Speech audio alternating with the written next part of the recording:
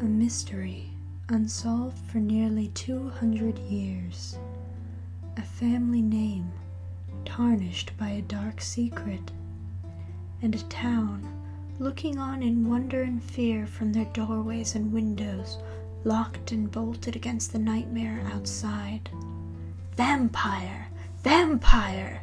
The call rang through the streets, and children were scooped up in their parents' arms and carried inside with urgency. The curtains were drawn shut and the candles blown out, while the people trembled and waited for safety. But this had not always been. There was a time that the people lived in peace. A humble little town in Eastern Europe, carrying on a day by day, just like any other. But that changed one day.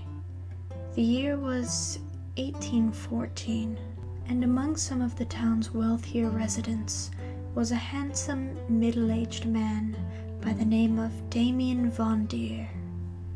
Hair black as the night sky, skin as white as moonlight, and eyes as green as jade.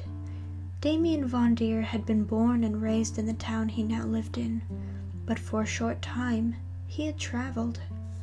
In his younger years, before settling down, he had earned a name for himself as an architect, devising curious and complex building schemes and using strange materials to reinforce them.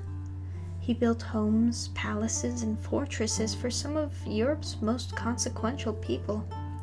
His unrivaled skills made him very wealthy, so having earned enough to support himself securely, he returned home with his riches and constructed his own greatest masterpiece. The structure became known as the Vondier Estate, but at the time, it was just referred to as the Grey Castle. Keeping with his reputation, Damien Vondier had used minerals which were strange and unfamiliar to the people. Where most of the stone structures in the town, such as the massive Catholic cathedral at the end of the road, were built from massive stone slabs layered atop one another with a mixture of mud and some ground stone holding the blocks together, the Vondier house, Grey Castle, was perfectly smooth. No blocks, no mud, just smooth stone. It was puzzling, but beautiful to the people. The house stood 4 stories high, and a pair of massive wooden doors sealed off Damien Vondier from the rest of the town. The people of the town would pass by and gaze silently up at the windows above them, and often Damien's sharp gaze would meet them. But despite his love of privacy, he was yet very young, and often he grew quite lonely. He longed for the company of his playmates he had grown up with as a child, and although they lived within a walking distance of him, they did not visit. They were all married now and had children of their own. Their old friend Damien, alone in Grey Castle, was the furthest thing from their minds. But one fateful evening, fortune smiled upon Damien. The sun had already set, and most of the townspeople were asleep in their beds, dreaming pleasantly, blissfully unaware of what destiny was unfolding around them. A young lady, all wrapped up in a heavy shawl, her curling brown hair streaming wildly behind her as she fled down the empty street, abandoning all poise or grace as she leapt and scrambled along the moonlit road. His place at the window had afforded him the best view of the town, and Damien was the first and only person to see the young lady running as if for her life up the road. He raced down the stairs and out the massive doors into the street and stood to meet the girl, who needed no invitation to find her way in through the doors he had opened. And he welcomed her in, asking, begging for an explanation. Why had she been running? Where had she come from? And what was she afraid of? Panting for breath, the girl first simply stated that her name was Andalusia.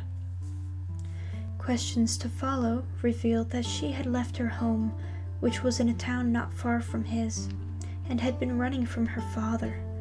Her father had ordered her to submit to a marriage which he had arranged between herself and a selfish and careless but wealthy man from their town. When she had refused, enraged, her father drove her out of the home and forced her to flee for her life. She was unsure of how far she had run, but she was thankful to be safe now. And equally, Damien was grateful for her. His isolation had recently put him in a dark state of mind. Her presence, despite her panic and sorrow, was heartening and comforting to him.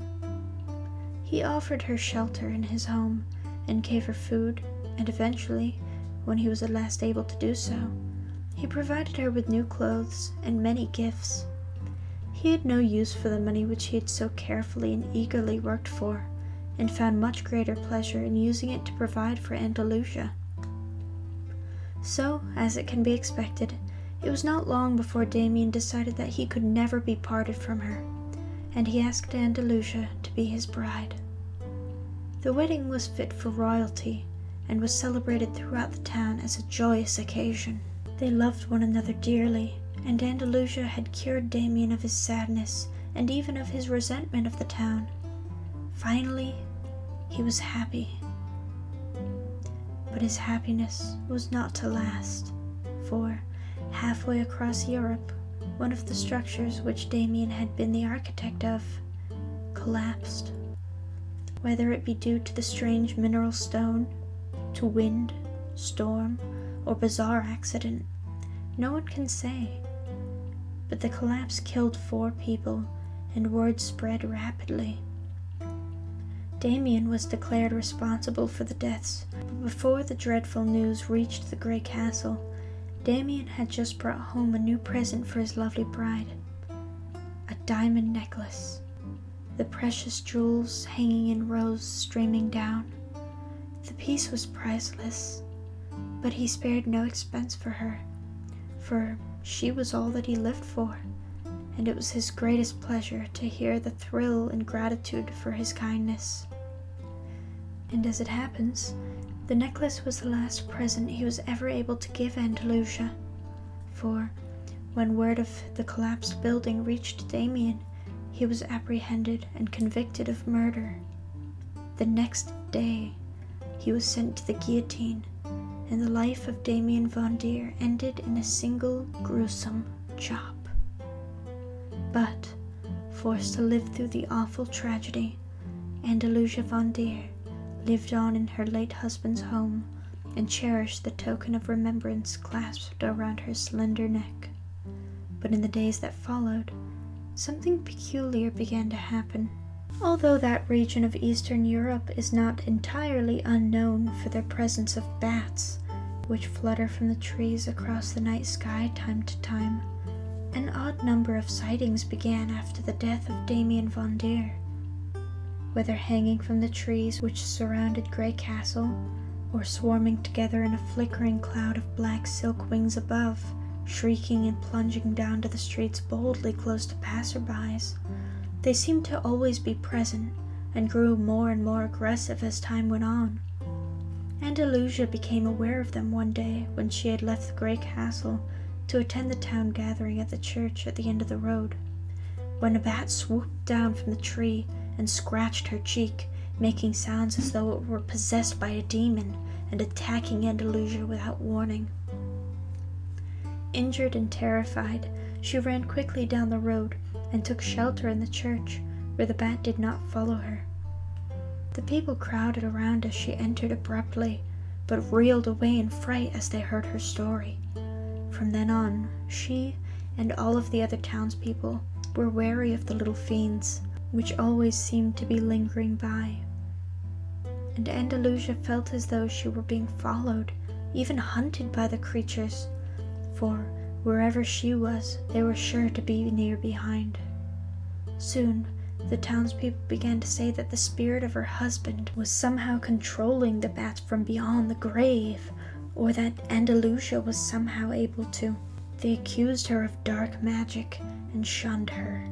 So, banished to her own castle, that is where she remained. And with her, The bats too swarmed the gray castle. It became their haven, and Andalusia eventually stopped fighting them away. Bats in the grand hall, bats in the foyer, in the kitchen, and in the halls, in the bedroom, everywhere.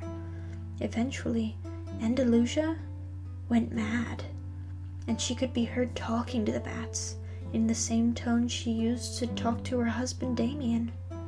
She had named them, she fed them, she loved them, and this terrified the people. "Vampire! Vampire!" they would shout if they saw her in the window. "Vampire! Vampire!" the children whispered to one another as they pointed up to the grand peaks of the gray castle. "Vampire! Vampire!" Andalusia chuckled and hummed and cried to herself in that lonely house. And soon, fear turned into desperation among the people, and finally, it could not be stood any longer. Andalusia Vondier was found with a stake driven through her heart. Vampire or not, Andalusia was dead, and the bats stopped swarming, stopped diving, and stopped attacking. They seemed to vanish, and Grey Castle, empty, eventually crumbled, and all traces of the Vondier family were lost. All traces, that is, but one, Andalusia's necklace. Discovered years later among the rubble of the Vondier estate, the necklace was found by an American team investigating the old legend. Taken back to the States, the necklace was examined, and a theory came up as the legend of the Vondier family was discussed. The theory goes that there were no vampires and no dark magic, but the necklace was the key. The long strings of diamond were each linked together by tiny silver chains, and when the chains were moved, they would clink together. To a human, the sound is barely audible, but the theory goes that the sound is a frequency so sharp to the ears of a bat that it could cause panic or even aggression. So, when Andalusia would walk, the chains would clink together softly. Any nearby bats would respond to the sound and perhaps even be summoned to it. This would explain their behavior. But again, this is just a theory, simply because there was never an opportunity to test the theory. The necklace vanished a few days after reaching the States, and there was no sign of a thief. It was almost as if it had just vanished, taken by some unseen hand. Perhaps a ghost, or maybe, just maybe, a vampire.